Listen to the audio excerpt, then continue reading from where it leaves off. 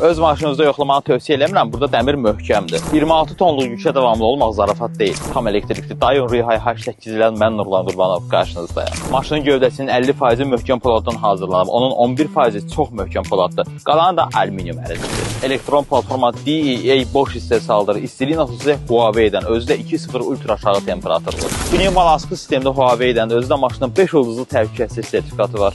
Avtomobilin sürətlənməyə qədər dayanmağını da fikirləşib Brembo əyləc sistemi ilə təchiz ediblər. EV batarya sistemi 1000 dərəcəyə qədər istiliyə dözümlüdür. Üstəlik avtomobildə hər hansı bir qəza anında 3 saniyə elektrik enerjisini tamam kəsir.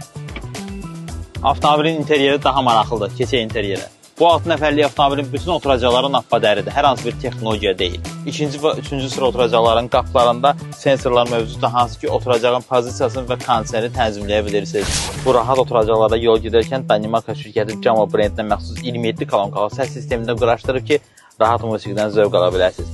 Səssizliyi də fikirləşirlər. 2 qat izolyasiyalı şüşələr kitabxana səssizliyi verir maşına.